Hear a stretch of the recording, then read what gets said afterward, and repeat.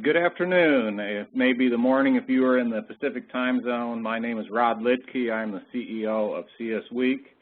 I'd like to welcome you to the CS Week Marketplace webinar series. These occur on the third Tuesday of each month. This series features industry experts in our market and speaking to a variety of important topics. Today's session, which is a very interesting session, has always been popular at CS Week, is entitled CIS Roundup, Lessons Learned, and a Look Forward. So a couple of housekeeping notes and reminders. CS Week is April 29 through May 3, and we will be in the Tampa Convention Center this year.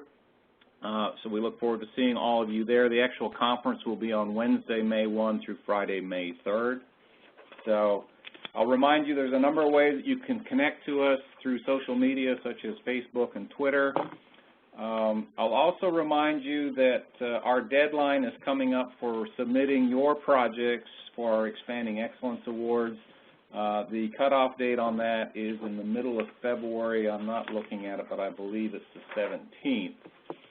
So another housekeeping note is that you can enter your questions at any time during this session today into that little Q&A box that's in the bottom right corner of your screen.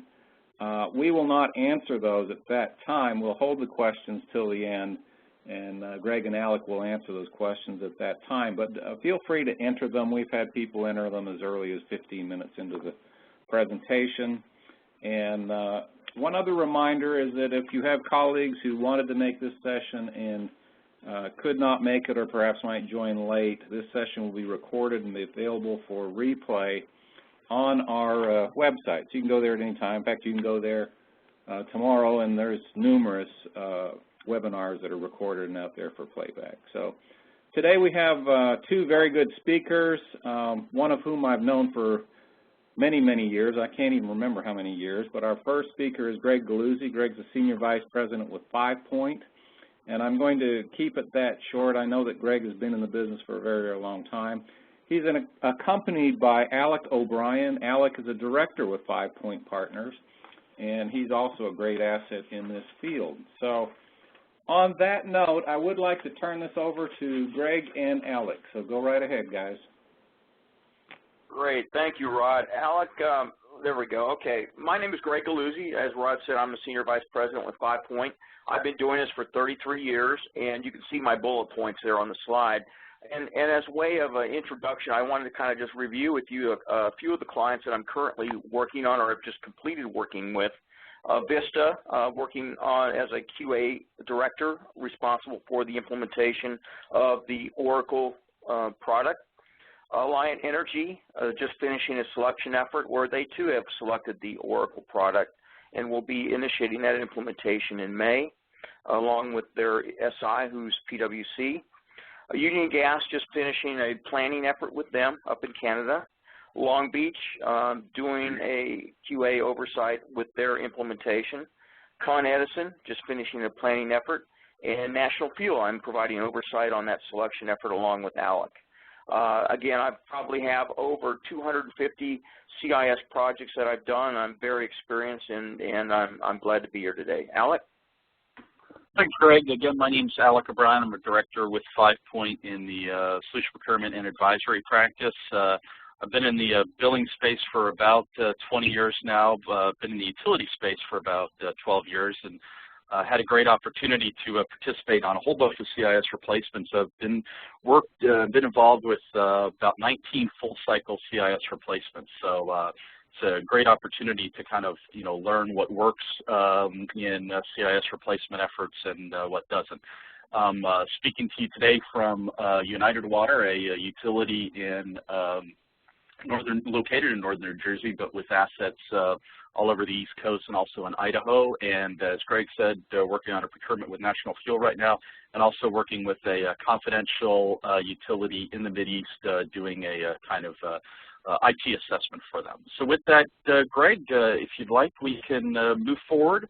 One thing we'd like to do is just give you a quick background about 5 Point. I know a lot of people, especially if you've attended CS Week, have had the opportunity to come by the 5 Point booth, but just to give you a little bit of background, 5 Point was founded in February of of 2009, having actually acquired TMG Consulting, the company that Gregg had founded. Since that time, added a few more companies. Right at the beginning of CS Week last year, it was announced that 5 Point acquired Turnpoint Solution, which was a leader in the transportation and mining space with deep experience in ERP and EAM.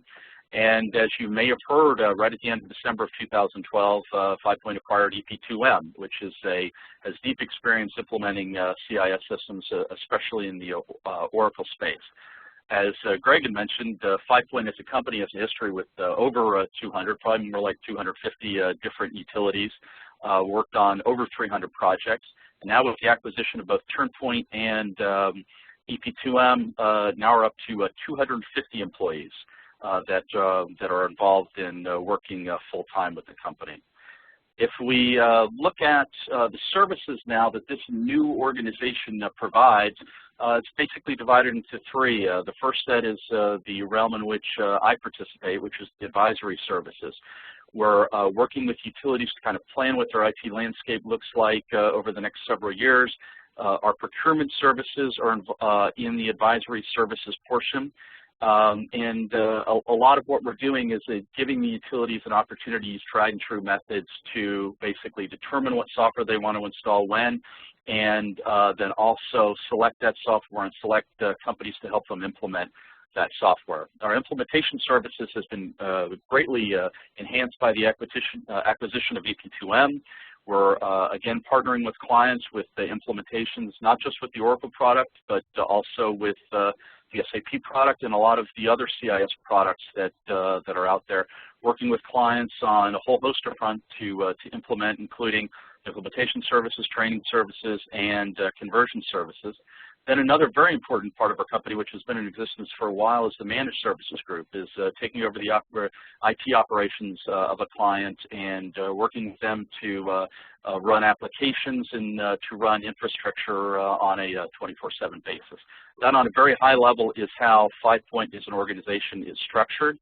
Just to give you an idea of active customers, and what we're talking about is engagements that are going on right this very moment. Right now you see a list of 23 different engagements that are going on. They span basically North America, as you can see, active participation, #1 in Canada, #2 all across the United States, and then even projects both in Hawaii and then also in the Caribbean as well. If you look at our mix of the projects that are going on right now, you'll see they range from mid-size mid-size municipal clients. Again, with Intermountain REA being one of less than 150,000, all the way up to substantially large clients in the investor-owned space. Some of them being over 1.5 million. And then, as you can see as well, working with thanks to our Turnpoint acquisition, working with a utility in Australia of over 4 million customers. So that should give you some idea of the breadth of the client base that we're working with, even just as we speak right now. Gregg, would you like to go over kind of the survey that you wanted to present to the people on the phone today? Great. We're going to spend quite a few minutes on the survey. We in the last 4 years have actually done a survey where we've gone out and looked at about anywhere from 25 to 40 representative utility clients. And what you've got here is 3 pages which list the number of customers that the utility serves, the services that they provide, and what work phase they're in, whether they're in a planning, a selection, implementation, or whether they're in a go-live, post-go-live mode. And the size of the customer base ranges anywhere from 24,000 all the way up to about 3.2 million. Lots of investor-owned, municipal water, cooperatives, and public power entities. So we think that this year we've selected 36 projects, and again, that number varies between 25 and 40. So we're going to go through some statistics and some metrics that we've gathered from those 36, which we hope will provide you with some information that will be valuable to you. Of this year's survey, we've surveyed nearly, the survey results include about 17 million customers. Last year's survey was about 11 million, so it's gone up quite a bit. and you can look at the breakout, pretty evenly spaced between 39% municipal water, which was up last year from 16% to 39%. Investor-owned, pretty steady at about 31%, public power at 19%, and co-ops at 11%. So what we've seen in the industry is really a growth in municipal water utilities from the perspective of implementations and post-implementations, and then the investor owns pretty steady with planning and selection efforts, and then steady for co-ops and public power entities all the way through the life cycle. Next. In terms of the services that these utilities actually offer, because we're dealing primarily or a lot with investor-owned utilities, you'll see that many of them are combined electric and gas, over 50%. Last year that was 40%, so we're up by about 10%. Water utilities down slightly in terms of who's offering water services from 44 to 39%. And combined electric and water actually up from last year where there was none to about 11%. So we're continuing to see a number of utilities that offer multiple services continuing to be in the mix, where for a while there it was just a single service that we were seeing in the marketplace. So what are they doing? Essentially what we're seeing going on is, you'll see in the lower left-hand corner, 64%, a huge percentage point, are doing post-implementation. That's up from 20% last year, and that's primarily due to the municipal water utilities who have gone through the life cycle and have really carried this industry since about the year 2000 with the work that they've been doing in CIS. And they've actually gone through full implementations and are now in a post-implementation mode. You'll see right next to that planning. We've gone down in terms of planning, but that is expected actually to increase this year in terms of the number of utilities that we see actually doing planning efforts. But for this survey, none of the utilities were actually doing any planning.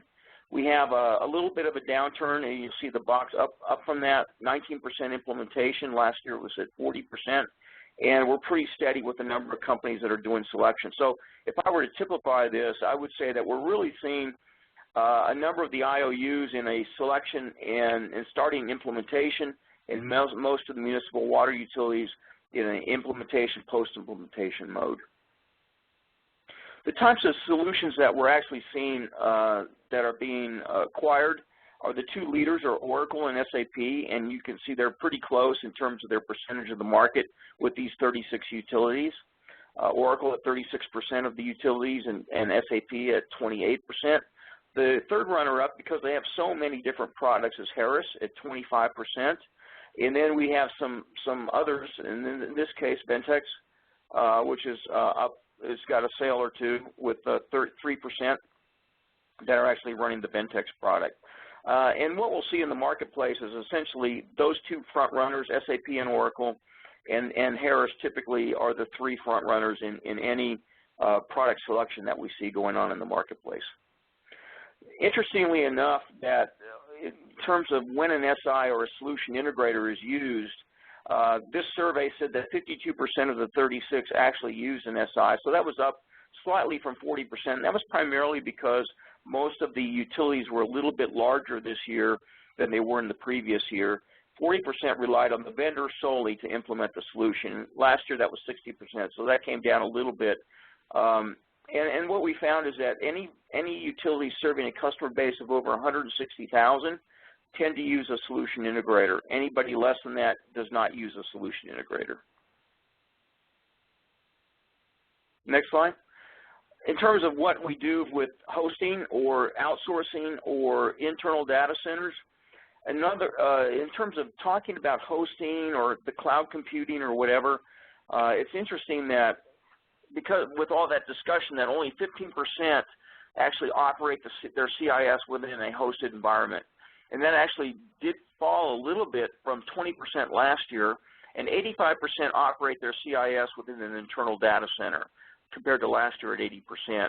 The trend is really towards operating within an internal data center, but we do see in all of our procurements a lot of interest in looking at hosting, not so much outsourcing, but hosting, and a strong interest in cloud computing, although people have yet to really define what that looks like from a CIS product perspective. In terms of our cost, these, actually I should say 36 utilities, spend an average of $62 per customer on a new CIS solution. And that was very close to what it was last year at $63 per customer.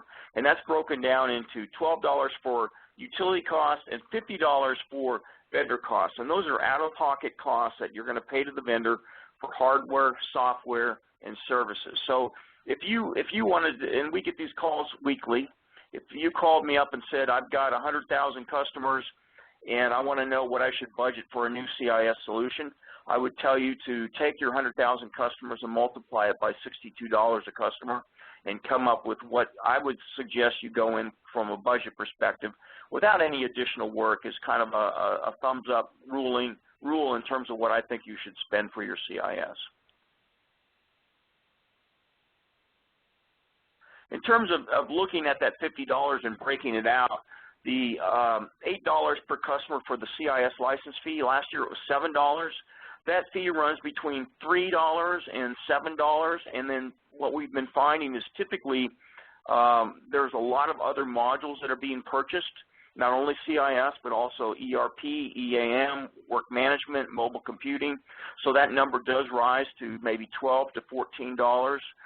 Depends on what kind of modules you're actually purchasing. But from a strict CIS perspective, we're actually seeing that fee still remaining between $3 and $7. With this year actually increasing slightly to $8 per customer, but again, last year it was around $7.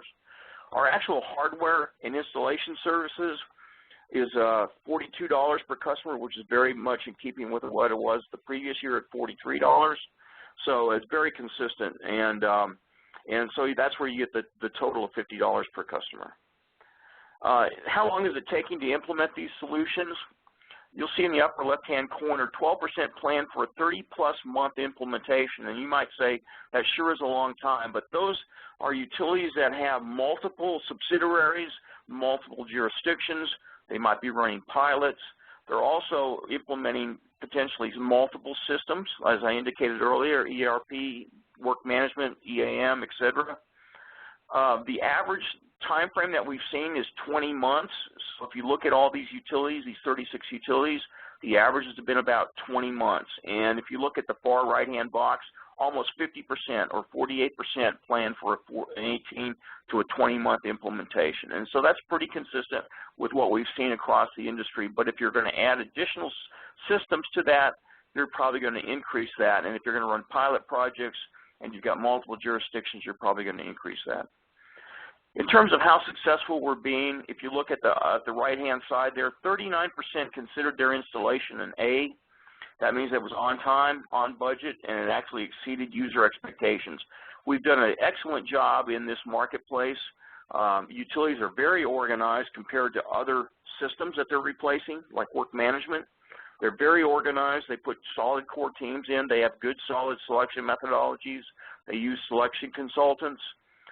They get their executives involved, and they go through a very good process, which leads to a solid implementation, which meets expectations, and they go through a very good post-implementation period. So a good solid A to almost 39% of those that participated in this survey.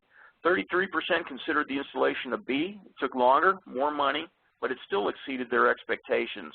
Down from last year, which was 50%, but still, if you add 39% and 33% together, good, solid, high percentage of A's and B's. And if you look at your grade school grades when you used to go home to your mom and dad and bring home an A or a B grade, that was a good grade.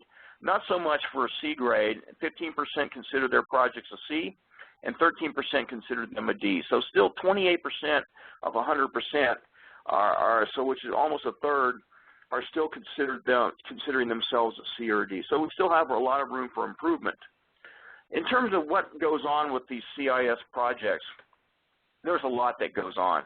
And this is a really tiny slide, and I apologize for that, but it's really trying to show you that there's a lot of complications. On the right-hand side with the kind of green color shows you there's a lot of activities that go on with the implementation. From go live prep to reporting and interfaces and modifications and configuration and conversion. To the bottom side where you're actually focusing on training of your users, getting your workflows and your business processes in place, getting your strategies and structures and offerings in place, putting an effective change management program in place. To the left of that is your customer life cycle, making sure that your customers, when you go live, have sufficient interaction with your utility, are able to process switches if you're in a deregulated environment, services, readings, billings, etc. Above that, you've got servers, networks, desktops. All that has to come together in order to be successful with your new implementation. Let's go to the next slide. Interestingly enough, what a lot of utilities try to do, and have really gotten burned over the last few years with those that have gotten C's and D's, they've tried to be more than they could possibly be with the implementation of a new system. The utilities that have been successful have actually tried to implement the baseline core functionality or the core life cycle of any new CIS system. So they've been able to function within their call center to handle interaction with their customers. They've been able to put out work into the field through and communicate with their service crews. They've been able to read meters. They've been able to bill. They've been able to process payments. They've been able to recognize revenue, and they've been able to do collections. When they go live, when a utility goes live, if it can do these basic things, it is usually successful. And a lot of times we'll utilize phase 2 or possibly a phase 3 or a phase 4 to do additional things that make them even more successful and are the things that are probably the reasons why a utility has ventured into doing a new CIS in the first place. But we've got to get it right. We can't be sending our next door neighbor a $65,000 final bill because that just doesn't work. Let's go to the next slide. Every utility experiences what we call our period of inefficiency, and maybe you can remember the first time you used a mouse. In this case, a CIS product says that when I implement the new CIS, I have a 3-month to 1-year period of inefficiency where I will have a dip in efficiencies, so that after 3 months to a year, after I fix problems with my programs, I've really learned the system and I've modified my business practices. At that point, I can come out of that period of inefficiency and begin to experience efficiencies that are greater than what I went into the new CIS with. And this is very important in terms of recognizing your benefits, recognizing from a cost-benefit or a business case analysis. Don't try to recognize benefits on your first day of implementation because you're not going to be successful. We had one client who basically decided that they were going to cut their call center in half at the time that they implemented their system. And because of this period of inefficiency, ended up hiring those people back, plus doubled the number of people that they had to have in their call center for a period of about 9 months before they were able to experience efficiencies in their operations. And I think that's we've got now just a couple slides on the CIS projects and why they fail. And I think these are color-coded because they actually pertain to the slide that follows these 2 slides, and that is the different phases that we're in. So this one would be a planning phase, would be the first and the second one, and that's really strong executive involvement, and be able to get executives involved in the project, not only from a perspective of saying, you know, let's kick this project off, but actually having them involved on a weekly or bi-weekly basis in the project, and to make sure that we level set all expectations around what it is we're going to spend, how long it's going to take, what's going to be delivered, and so on and so forth. So those would be the 1 and 2 reasons why projects fail. We don't have the adequate project sponsorship, and we don't level set expectations. The third and the fourth thing deals more with our selection effort, and that is to utilize consultants or implementers who have little knowledge of the product that is being proposed. Because we have a lot of activity in this marketplace, especially around the Oracle product, we're seeing a lot of consultants and a lot of SIs come to the marketplace trying to implement these products where they don't really have the experience in terms of their knowledge of the product so that they can be successful in implementing it. So you need to be careful there. Also, we have a number of utilities that actually put RFPs on the street, get proposals back, and then essentially go from proposal processing right into contract negotiations. very little due diligence is actually undertaken, so we don't have a good grasp on what is actually being delivered, and we don't level set our expectations again. The fifth item on this page gets into more of our implementation, and that is really to adequately staff the project with experienced and qualified resources who are capable of implementing software. And that is really from a utility perspective, and I'm not sure if we have one here also from a consultant perspective, but really both sides of the equation. We have the staff from the utility and the staff from the consultant or the SI, making sure that they're the most experienced team. I know that participating in a number of selection efforts where we evaluate qualified SIs and consulting firms, they might be very qualified from a company perspective, but they may not be so qualified in terms of the number of the people that they're actually assigning to the project. Let's go on. For our second and last page on why projects fail, Alec.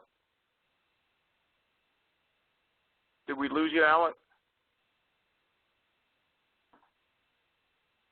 Alec? I think we might have lost Alec. I don't know. I'm gonna go to another slide that I have. Alec, are you there? Yeah, sorry, I was hitting the mute button to take myself off mute and I hung up on the call. I apologize. Okay, let me know when you get back on there. Let's take a second here and let him get back on. Actually, while he's doing that, I'll talk to the remaining points here. Project management is another big issue, and that's the lack of a real solid project management on the project from an implementation perspective. There's probably project managers are really hard to find on these projects, and it's amazing how many times I've seen consistently over projects the fact that we can't create a work program and we can't manage to a work program. So make sure you pick a good solid project management team, good solid project management offices put in place. The other thing is to make sure that you you don't customize the solution, but you configure it rather than customizing it. And what we like to tell our customers is if you think there's something you want to customize, try using it for about a year, try to work through it, and if it's still at the end of the year is something that you're doing a lot of workarounds on, there's a good likelihood, a good chance that a number of other customers are probably experiencing the same thing. So at that point, you can approach the vendor and look for possible customizations, and probably would be at no cost to you because they would be satisfying what a number of their customers would be asking for. Lack of a comprehensive organizational change management program or an OCM program. A lot of folks don't realize, they think this is a technology issue. That's simply to install a system. It is more than that. It is an implementation of a new solution that affects your business procedures, your workflows, how you're organized, how your work groups are structured, all the way to human resources, et cetera. And it's really the OCM program has to really be put in place because that's really what takes the longest to implement. If you go back again, Alec, I had a couple more I wanted to finish up on.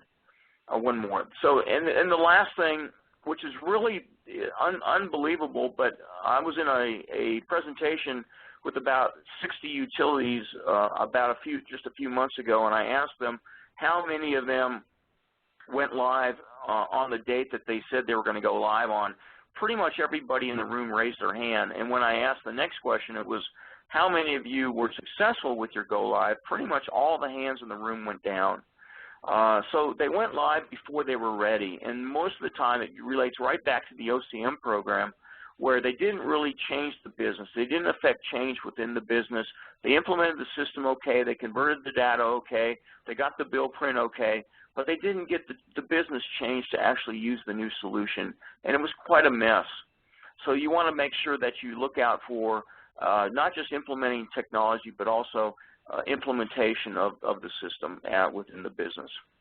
And the next slide actually just talks about those same items, breaks them down into the phases I was alluding to, planning, selection, and implementation.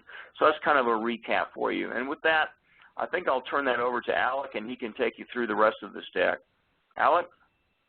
Appreciate it, Greg. In fact, let me drill down, if you wouldn't mind, on those 10 as well, and look for ways to actually mitigate the risks. We talked about the planning phase, and as you mentioned, two major gotchas and contributing failures in CIS projects are insufficient executive leadership and also unclear expectations. So things we can do during the planning phase to mitigate those risks is getting solid executive support for the program. Again, getting a very good core team representing multiple facets of the organization, not only getting people from IT, but also getting people from the actual business, from a billing side, from our operational side, all the different organizations that are served by the CIS system, and have them represented in a core team that has the support of people that are actually in the business. To get the key objectives really documented and social the organization. And then also working with business processes. Again, if one can get good business process documentation as opposed to as-is business process documentation, when one moves forward with the selection, then also the engagement, the actual implementation, it'll be data that will be invaluable for all the people that will be working with the vendor's organization and with the solution implementer to actually see what the utility does and then to help them move forward. Documenting business processes too also will help with expectations in that it will allow people to deep dive into areas which there are large inefficiencies right now with the legacy set of applications. It will give a kind of a clear roadmap as to what objectives are for, again, cleaning up the inefficient business processes and giving people the opportunity to see a time when especially very inefficient processes would be then made more automated by a new application. When it comes to looking at business processes, some utilities tend to think that the cost involved in hiring a firm to come in and allocating staff to looking at their business processes is not worth the cost. And we as a firm would disagree. Again, if we're looking at key business processes, whether it's start-stop or rolling new customers, the entire new service processes, I think most utilities agree that this list of processes there are the tough ones, and they're the ones that take the most time and potentially had the most risk for utilities. Our recommendation would be so you can have these processes well documented, not just having procedure manuals available, but actually going through having good business process swim lanes where any then vendor that would come in after the fact would be able to look at this documentation and get a feel for how your business works, would definitely put things on the fast track and reduce risk for both the selection effort and then also a implementation effort moving forward.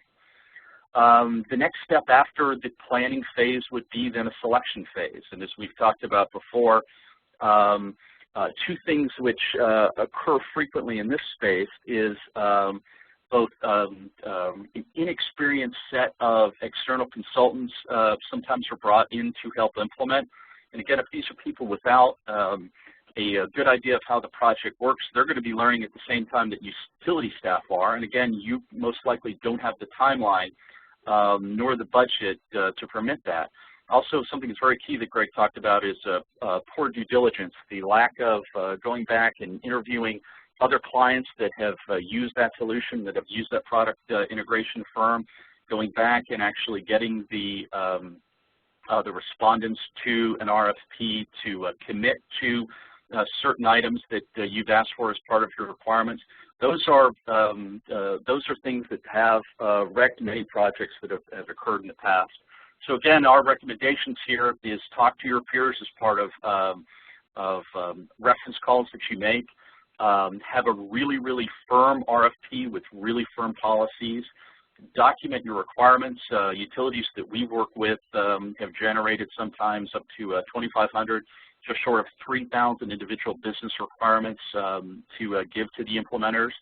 And then also have a very good governance structure going in, even during the selection phase, prior to the implementation phase, that will allow for the proper escalation of issues that occur during a project and make sure that senior management is very much engaged as the process goes on. Our approach to governance involves literally multiple levels, and this is a model that has worked on multiple projects that 5 Point has been involved with. Basically, to have 4 levels: a project management office, a PMO group, a leadership group, a extended leadership group, and a steering committee. And this 4-level governance structure has worked exceedingly well. Project managers and directors, these are people that are actively engaged on a daily basis with the project, and it's these people would actually meet on a daily basis to go through risks and issues that have come up during the day to see what work items may have slipped. A leadership group would be those executives that would be tied to the primary business and IT groups. These people would meet on a weekly basis and review issues. An extended leadership group would involve maybe division vice presidents, people that are not actively engaged on the project but are the business stakeholders that will end up being the ones that will operate the CIS solution in the future. This is very much a change management type tool as well to make sure that these people are on board during the project, can voice objections during the project, and are not walking around saying they really don't know what's going on. And then, of course, at the steering committee, the executive leadership, most likely, of the utility involved, hearing things many times on a bi-monthly basis. Large dollar changes would be escalated to this group, and these are the people that hold the purse strings and are ultimately accountable for the success of the project. Having this 4-tier structure is one that allows for a lot of transparency and a lot of really good governance of projects that we've seen in the past. In the selection phase, which is again the implementation phase, items that can get you out of some of the risks that we had talked about before is really, again, even during the project or even during the implementation phase, reach out to different clients, learn from their experiences, learn from both positive and negative experiences that they had, utilize within the utility a strong project management office. Not only will your vendor most likely bring strong project managers, or at least you would hope that they would, but also it's important for there to be a strong project management function within the utility to manage the projects, to highlight risks early, to make sure that utility staff are engaging work with the same discipline that the vendor staff is.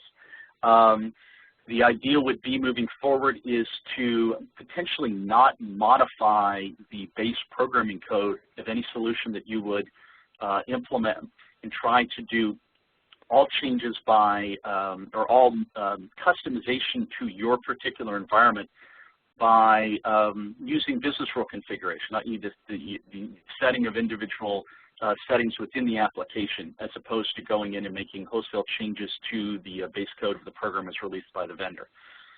Very important, especially as you're getting close to the midpoint and then toward the end of the project, is to conduct change readiness assessments, making sure that the people that are going to be operating the application moving forward are committed or on board. Many projects have gone poorly when there isn't support for the change within the employee base of the people that are going to take over the application. One thing we recommend early, and even in the planning stage, if not in the selection phase as well, is to do some data quality assessments, is to be able to reach outside, pull in some people, and actually have them examine just the data inside your legacy CIS application or applications, and determine, just based on scans of it, where there are deficiencies in the data, where a significant amount of data might need to be cleaned up prior to the project. If you can get those expectations set by both internally at the utility and then also with the vendor, this will give both you and the vendor a great idea as to how many man hours it will take to do any manual and then programmatic cleanup of your existing data prior to actually then launching the engagement. And then 2 other items. It's very key, especially in the latter half of the project, to have a realistic assessment of how well the organization, how ready it is to operate the new application from an IT perspective, from an IT operations perspective, but also from a user perspective. If users are not trained well, if the organization does not have a good feel for moving forward with the application, again, that might indicate that the individuals are not ready and potentially the project should be extended. And again, one of the things that we'll talk about here is to take the project and move it into work streams. Again, most implementation firms would suggest this as well, the idea of breaking down your crew into specific teams with responsibility for very specific portions of the implementation. So there would be teams involved with making sure the billing functionality is correct, credit collections functionality is correct, customer service functionality is correct. And by batching in these different streams, then each group has responsibility for a certain part of the implementation and therefore then can acquit that responsibility. One of the vendors in our speech refers to the partnership between the utility, the software product vendor, and then a systems integrator as a three-legged stool. And whether or not one is working with that particular software vendor or not, this idea of a three-legged stool is very important. One needs to have a partnership between the staff who are going to be on site to implement the actual software, the vendor who actually wrote the software, and then actually your people. And those three groups can then meld into an organization that would be the staff that would be working on the project, and can then work down in specific streams. Different streams would include, on the business side, groups that would be doing business process analysis, groups that would be handling configuration, people that would be in charge of testing, and also people that would be in charge of training and then the change management efforts, which we spoke about before. There are also technical work streams that would need to be staffed, including conversion groups, people working on interfaces, groups handling reporting. One special work stream frequently is, as you can see on the screen, is the bill print correspondence stream, and then also the technical architecture staff, which is actually going to be building out the servers and the infrastructure on which the solution would run. If one looks at the span of a project, again, as we've talked about before, once we go from the selection process into the actual software implementation project, see that there are basically 5 steps prior to go live. A planning process, a design process, a build process or a development process, the testing, and then the deployment phase. You can see there's each of these work streams operate during these phases, some of them not always at the beginning and some of them not always continuing through the end. But as you can see, each of these work streams would have a certain participation in different facets of the overall project. And specifically, the staffing model is helpful. As you can see, for different work streams, some are onboarded at the beginning of the project, some are onboarded toward the end of the project. For instance, testing. At the very beginning of the project, there's nothing to test. As one goes through the end of design and the build phase, then you need staff to write test scripts and then also to begin testing. And then when you take both user acceptance testing and parallel testing and throw that on top of the normal integration testing, that would require much more staff. As you can see, right after go live, a significant amount of these groups then begin to tail off, and especially the conversion group will tail off dramatically right at go live, in that after go live there would not be any additional conversion work. So when it comes to best practices for work stream, each work stream should have its own plan and have a plan that's owned by the work stream lead. This would roll up to the integrated plan of the entire program, but would be managed by both the vendor and the utility leadership for that one individual team. One thing that's key is, since these teams are going to be working together, that they identify where they're dependent on each other. But again, it's very key that these teams own their own project plan. as we go from phase to phase, as you go from an analyze to a design, as you go from a design to a build, very important that the work stream leads get an idea of where they are, what's been successful, what hasn't been successful, as an idea to kind of prepare the team for the next phase. And these workstream team leads, in addition to the project manager, should meet at a minimum on a weekly basis to discuss areas where they're dependent on each other, areas where they need information from or assistance from other work streams, and then also to learn the direction of the project from project management. One last slide for us to discuss is kind of some of the myths and realities related to CIS implementations, especially recently. One is, on a per meter basis, the comment has been made before, it's generally cheaper for big utilities to replace their CIS systems than small utilities. And from our perspective, that would be a myth. One would assume that there would be economies of scale with a larger utility, and therefore you'd be able to see that on a per meter basis. The reason that's not true is larger utilities tend to have more complex environments, whether they be more IT environments or also more complex business process environments. So as we see larger utilities, especially those with multiple commodities, the tracking of, as Gregg said, $62 or $63 per customer tends to track even among some of the largest utilities. Second point here, the idea is that the modern CISs out there, the CISs that Gregg talked about from some of the most active vendors, that one shouldn't focus on the product itself and more focus on price competition. And again, from our perspective, that would be a myth as well. There are, a shrinking number of providers of CIS systems in this space. But from our perspective, again, if you are diligent in the selection phase, you will find a CIS that meets a greater number of your business requirements than other CISs that are in the marketplace. Third item is statement: the CIS market is heating up, driven by compelling trends.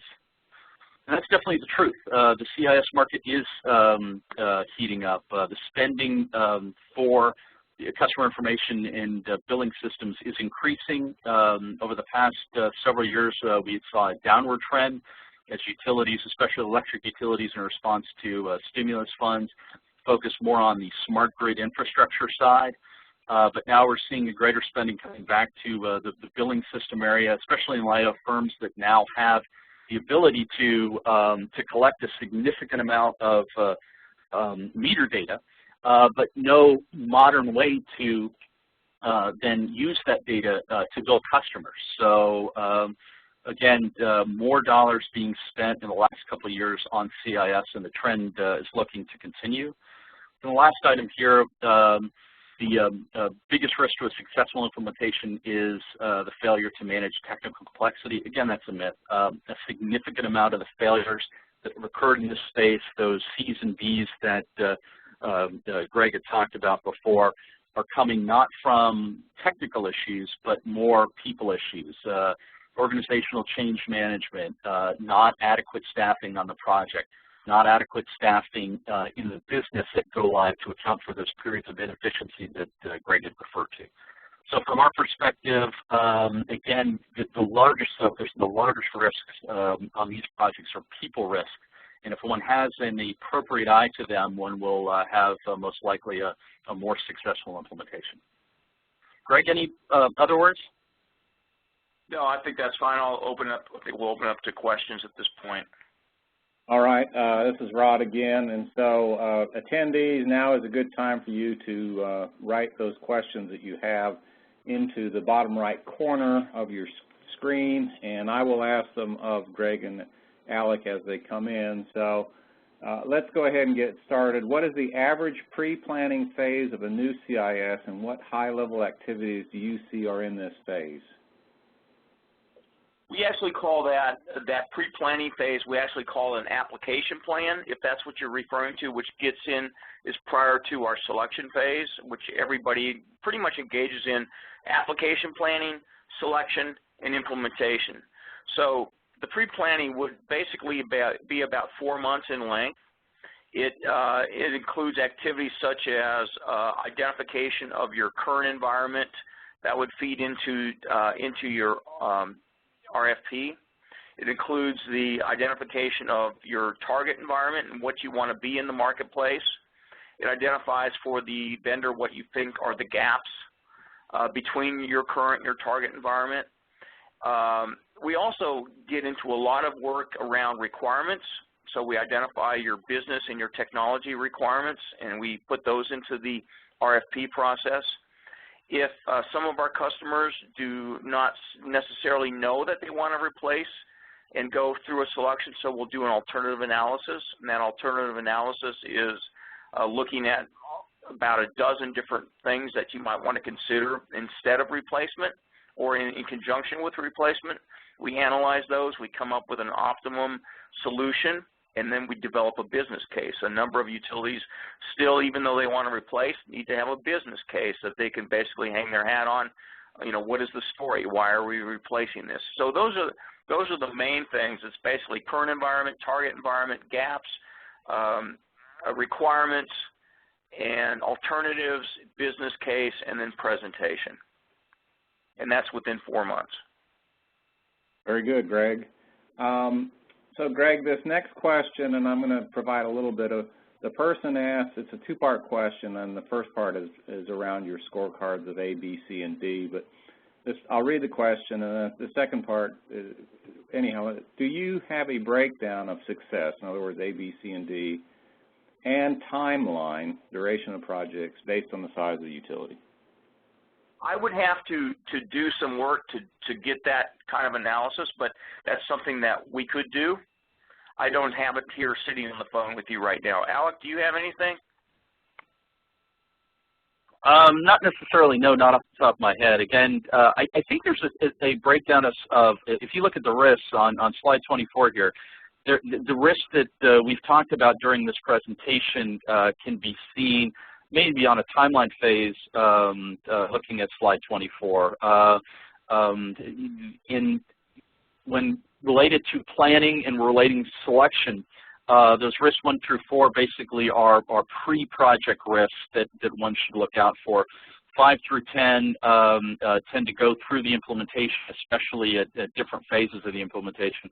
I'd also say this, I don't know if these risks, as we presented them, 1 through 10, necessarily break down or different based on size of utility. I've seen both successes and failures related to each of these 10 risk items that we brought up, both with very small, maybe 30,000 account utilities, all the way up to accounts over 2 million customers. So from my perspective, it's not an issue related to the size of the utility, but there are risk factors that occur at different times during the projects. I can say also that for those utilities that did plan on a timeline of less than 18 months, most of them did not end up making that timeline, or if they did, they went live before they were ready, and they ended up going around that 20-month time period, or possibly even longer. So, but I can't say that this size utility, you know, estimated at 28 months was unsuccessful. I can't say that. Okay, very good, Greg. Greg, our next question, you talked about the price of software, and you talked about various components such as CIS, EAM, mobile, and so on. This person asks, is the price of software license increasing, decreasing, or staying about the same, and this prospectively into the future? I would say that very, very much in the past, it's been between that $3 and $7 per customer that I alluded to earlier. It's been that way for many years. In the past few years, I've seen a little bit of increase, but it's been kind of canceled out by discounts that the vendor has offered. It was only this last year where I think you saw in our survey, it went from $7 to $8. Yeah. And what we're seeing is that I think we're going to see it's going to continue to increase because the products are getting more sophisticated and there's more functionality being offered. So I think the price of the software is just going to continue to go up. In terms of adding EAM and work management and mobile and all that, that does obviously increase your price. We have customers spending $12 to $14 if they're adding a work management product or a mobile computing product in there. It's going from, say, $8 to $12, so it does go up. Of course. So, and then, Gregg, a related question: is this a good time to purchase a CIS solution and implement it? Yes, the answer to that question is yes. It is a good time. The vendor marketplace has been really expecting the investor-owned utilities to get off the dime and start to purchase CIS products, and that has actually started to happen. There's a lot of planning, selection, and implementation work going on by some very large investor-owned utilities, which speaks a lot of dollars for these vendors. So that is very much coming up in the next few years. So this is the time to get on board and start purchasing before a lot of these other utilities do that, because you're going to start running up against the vendors basically allocating their A team and their B team and their C team to these other projects, and you need to get in there and start to have that same capability of having their best players on your project rather than having them go to another project. So I would say this is the best time to get involved right now, and as you go later years, it's probably going to get worse and worse for you. So. Very good again, Gregg. So attendees, my clock is showing we're almost out of time, so unless you have a quick question to shoot in there, we are going to wrap up. I'm just going to thank Gregg and Alec. Gregg and Alec, you've both done a great job today, and this topic has been a perennial favorite at CS Week. People always want to hear your insights, the results of your surveys, and once again, you've done a great job. Attendees, thank you for participating in today's webinar. You'll be asked if you want to participate in the survey after this. And on that note, we're going to go ahead and close. Gregg and Alec, if you want, you can stay on for another minute. Okay, thank you.